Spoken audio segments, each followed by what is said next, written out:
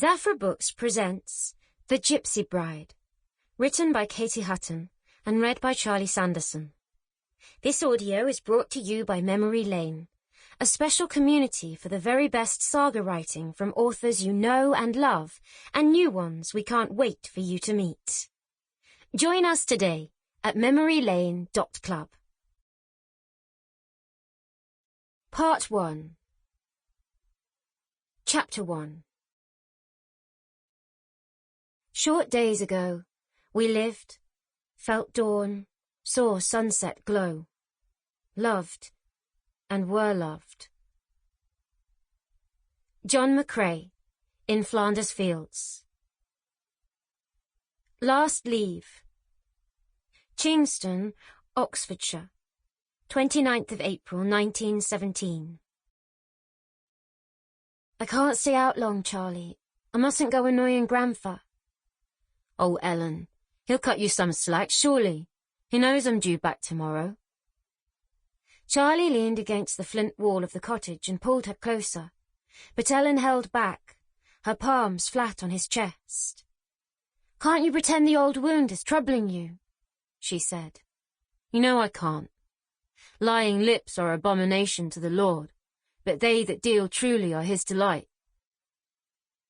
The girl made an impatient movement, glad that in the dusk he couldn't see her expression. They've lied to you, Charlie, she said. They said it would be over long before now.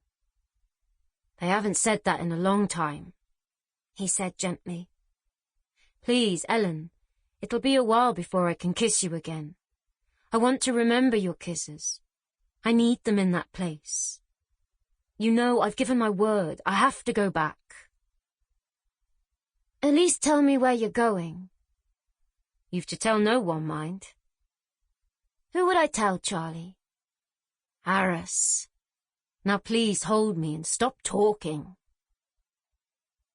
He folded her in his arms and kissed the top of her head, the way he always began.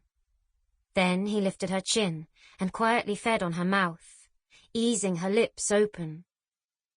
Oh, Charlie. Yet she knew even kissing like this was something he'd learned in France. A conversation in a dugout, he'd said, with those boys from Poplar who had laughed at him when he told them of their chaste embraces, the dry pressure of his lips on hers. Well, 3 of them had their mouths full of earth now. Please, he murmured. 3 weeks later, Ellen hid behind the curtains, as she always did when the motorcycle came puttering up the lane, as if not seeing its rider meant not getting the news he carried. But that day, swathed in her mother's faded chintz, she could not help but hear, in a heart-stopping moment, the click of the latch of Grace's cottage gate further up the lane. The sound she'd always heard just before Charlie came to call for her.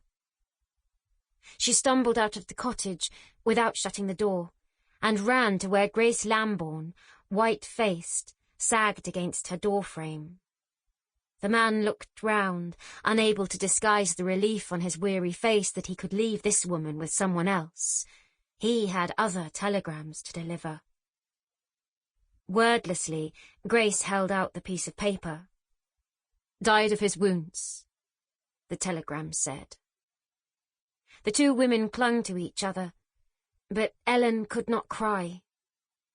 She heard her own thoughts as though she had spoken them aloud. You must be strong for Grace. Eventually, hearing a shuffling, she looked round, into the faces of 10 or 11 villagers, her mother amongst them. Someone said, I'll make tea, and Grace stood aside to let the woman past. Ellen broke free of the little crowd and ran unseeing down the lane, onto the path leading to Sermon's Wood. How long did he take to die? Was he left hanging on wire, or did one of his pals put him out of his misery? Was there a stretcher, with the Quaker men sliding about in the mud?